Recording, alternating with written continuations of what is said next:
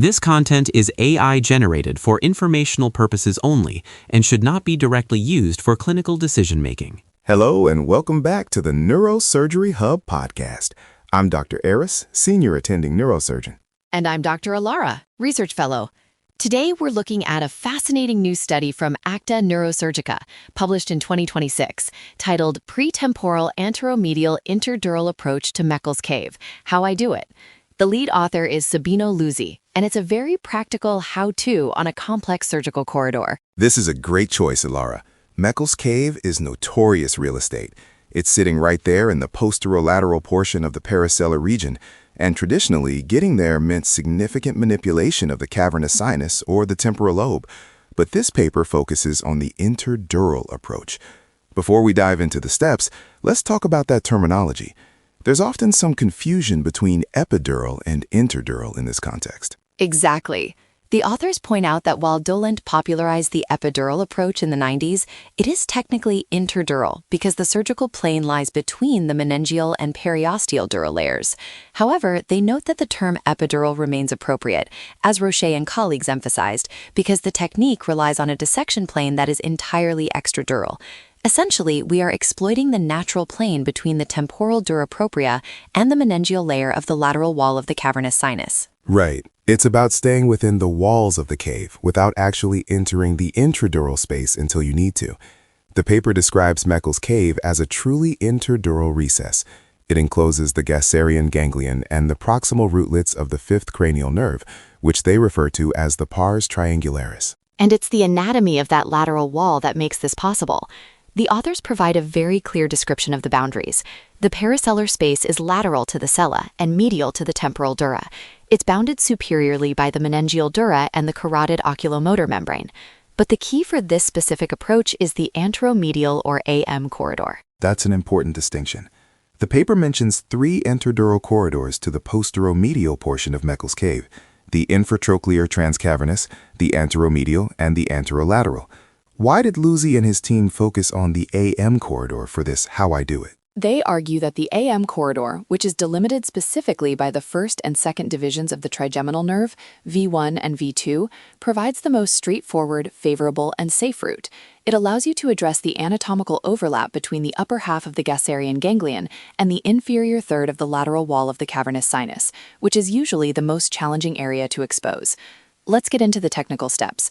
For our residents listening, let's start with positioning. If you're setting up for a pretemporal interdural approach, how are you placing the head? The paper is very specific here. The patient is supine, with the head elevated above the heart level. You want 30 degrees of rotation to the contralateral side and 20 degrees of flexion. The goal is to align the sagittal plane parallel to the floor. In this specific configuration, the zygomatic arch should represent the highest point in the surgical field. That flexion and rotation are key for a low temporal perspective. Now for the craniotomy. They call for a standard petrional pretemporal craniotomy, but there's a nuance to the bone work, isn't there? Yes, they emphasize a low temporal cut that is flush with the middle fossa floor. This is critical because the next step is the extradural elevation of the temporal dura. You need that flat trajectory to reach the landmarks on the floor of the middle cranial fossa. And once you've elevated the dura, what are the primary landmarks the authors want us to identify before we start the interdural peel? You're looking for the foramen rotundum, the foramen ovale, and the middle meningeal artery, MMA. They also mention the greater superficial petrosal nerve, or GSPN. The strategy here is to use the foramen rotundum as your primary guide. It guides the interdural dissection along V2. This is where the interdural part actually happens.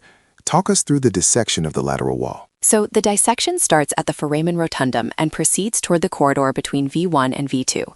By following V2, you can safely peel the temporal dura propria away from the meningeal layer of the cavernous sinus. This peeling exposes the Gasserian ganglion and the proximal trigeminal rootlets in a very controlled way.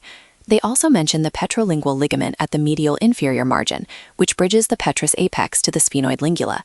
It's a fixed dural landmark for the postero-inferior attachment of the cavernous sinus wall. It's a beautiful surgical plane if you find it correctly.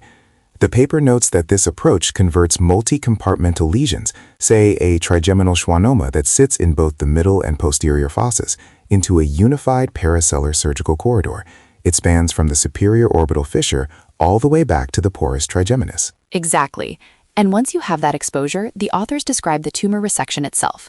They recommend starting with internal debulking. Once the tumor is debulked, you move to circumferential dissection.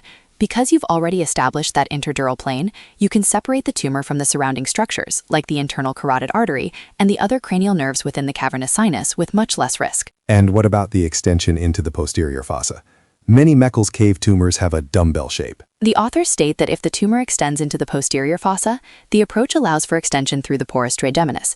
Because you've opened that corridor between V1 and V2, you have a direct line of sight to the rootlets as they reach the pons. One thing I found interesting in the method section was the emphasis on operative nuances. They really stress the importance of the double-layer dural configuration. For a junior resident, why is it safer to stay interdural rather than just going straight through the dura? Well, the authors highlight that this approach limits cavernous sinus manipulation. If you stay in that interdural plane, you're essentially using the meningeal layer as a protective barrier between your dissection and the venous plexus of the cavernous sinus and the ICA. This significantly reduces the risk of heavy venous bleeding and potentially reduces morbidity compared to transcavernous approaches. It's about surgical economy and safety. By using the foramen rotundum and V2 as a north star, you aren't hunting for the cave, you are being led directly into it. Now, the paper also mentions the pars triangularis. Can you remind our listeners why that anatomical zone is so significant in this approach? The pars triangularis is the area where the rootlets divide behind the ganglion before they traverse the porous trigeminus. The authors point out that Meckel's cave is lined by meningeal dura and contains a thin arachnoid sleeve forming the trigeminal nerve cistern. By accessing this area through the AM corridor, you can manage the tumor while preserving those rootlets and the surrounding neurovascular structures. Let's wrap up with the author's conclusion. What's the take-home message for the practicing neurosurgeon? The conclusion is that the pretemporal anteromedial interdural approach allows for the safe and effective removal of trigeminal schwannomas. By exploiting the natural plane between the dura layers, you get direct extradural access, reduce morbidity, and minimize the need for brain retraction or direct cavernous sinus entry. It's a refined technique for a difficult area. I think the key takeaway for our listeners is the reliance on the AM corridor between V1 and V2 as the safest entry point into the posteromedial portion of the cave. Definitely. It's a great addition to the How I Do It series in Acta Neurochirurgica. For those interested, the full paper has some excellent schematic drawings and anatomical dissections illustrating the periosteal meningeal dural configuration. Excellent summary, Dr. Alara. That's all for today's episode of the Neurosurgery Hub podcast.